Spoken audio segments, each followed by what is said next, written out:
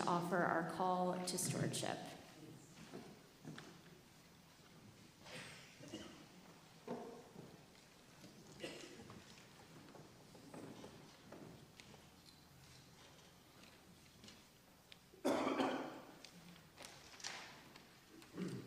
Good morning, congregation. And can I just say, the choir is just on fire today. You guys are pretty impressive.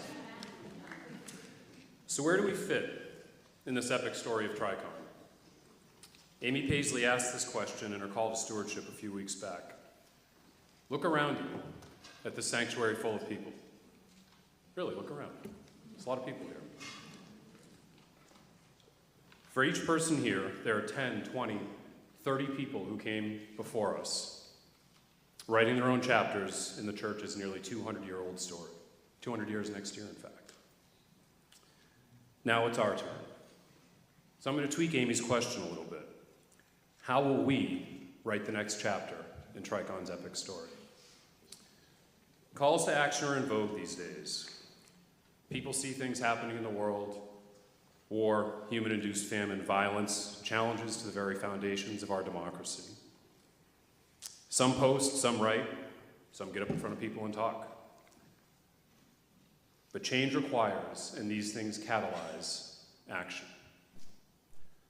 Rebecca said that it takes courage to live by faith, to not just talk the talk, but to walk the walk. In other words, translate talk into action. To have courage over time, to have an epic story nearly 200 years in the making, requires a patient durability, a willingness to persist, to sustain our church, and even, I would say even especially, in the face of adversity. Our stewardship theme last year was sowing the seeds of abundance. These seeds, well tended, become the sustenance Tricon needs to live up to our mission and purpose, to work for righteousness, justice, and peace by living the gospel of Jesus Christ.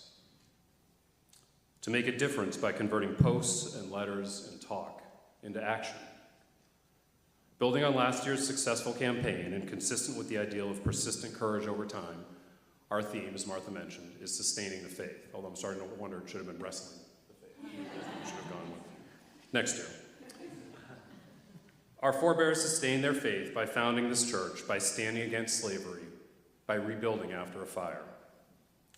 Now we sustain our faith during a period of historic division, of deeply partisan politics, of elements of the government grabbing people off the streets, of an inability to agree on where truth becomes fiction. Sustaining our faith clearly requires courage. It also requires giving. Yes, our end goal in this campaign is financial. In the last 18 months, we've hired a new senior and associate minister, a new music director, a new youth leader, and a new director of children and families. These blessings are the enduring foundations upon which the next chapter in Tricon's story will be written. They also reinforce the need to continue to grow our financial capacity. This is why we are asking you to consider a 6% increase from your last year's pledge, or if you've not pledged before, to consider a commitment to the church now. But pledges are just a means to an end. Ultimately, our objective is a thriving church that does good in our community and the broader world. We as a congregation are stewards. This is a call to stewardship, after all, into whose care Tricon has been entrusted to render loving service and live the gospel of Jesus Christ. And as stewards, we are charged with sustaining and strengthening our church before handing Tricon off to the next generation, whom we are so blessed to see walking in these doors every Sunday morning and evening. This generation and the world really need us now. How will we write the next chapter in Tricon's epic story? Do we dare? That's up to you. But it starts here, and it starts now.